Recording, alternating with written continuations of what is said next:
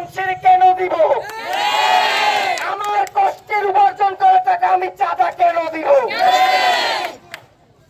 আমরা 2 দিন আগে এই ঘটনাটা সৎ বাইরে যখন মিটফোর্ডের সামনে মারা হয়, প্রশাসন কোথায় ছিল?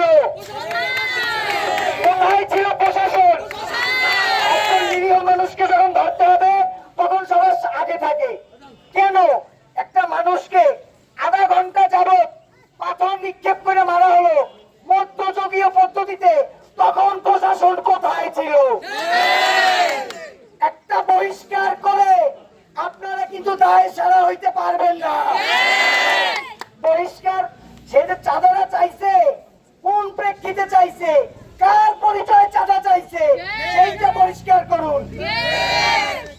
48 ঘন্টার ভিতরে যারা এই হত্যাকাণ্ডে জড়িত তাদেরকে গ্রেফতার করতে হবে।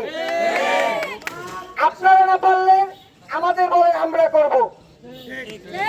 কারণ একটা চাঁদাবাজ ধর, আমরা কথা বাড়াবো না, অনেক গরম। 48 ঘন্টার ভিতরে যদি সবগুলো অ্যারেস্ট না হয়, ইনশাল্লাহ এই রাজপথে আবার দেখা হবে।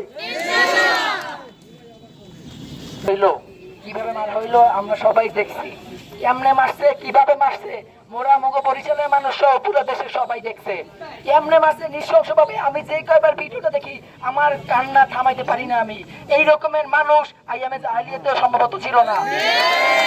আমরা বলতে চাই প্রশাসনকে, যাদের আটক করছো সেই আটক 2 জনকে কিসাস করতে হবে। কিসাস কি? ওরে পাথর দিয়ে মারছে, ওরে পাথর দিয়ে মারতে হইবে। সেই পরিমাণ ওয়েটের পাথর দিয়ে মারা হয়েছে সোহাগ ভাইকে, সেই ওয়েটের পাথর দিয়ে মারা হবে এবং ওই সেম পাথর দিয়ে মারা হবে।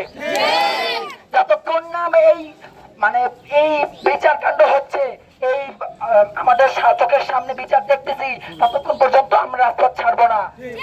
আমাদের হয়তো গুটি কয়েকজন মানুষ থাকতে পারে, কিন্তু আমরা যদি আগামীতে যদি কোনো উচ্ছৃঙ্খলতা দেশে তৈরি হয়, দেখবেন সাধারণ ছাত্র কি করতে পারে। আমরা কোন দলের না, কোন রাজনৈতিক সংগঠনের না, আমরা সাধারণ নিউট্রাল ছাত্র। আমরা আগে কথা বলতে পারতাম না, জুলাই কিন্তু আমাদের কথা বলা শিখিয়ে দিয়ে গেছে। জুলাই কথা বলা শিখিয়ে দেওয়ার পরে আজকে পর্যন্ত আমরা থামিনি, ইনশাল্লাহ মৃত্যু আগ পর্যন্ত থামবো না। জীবনের আমার শরীরে লাশ রক্ত বিন্দু থাকা পর্যন্ত অন্যায় প্রতিবাদ করবই করবো।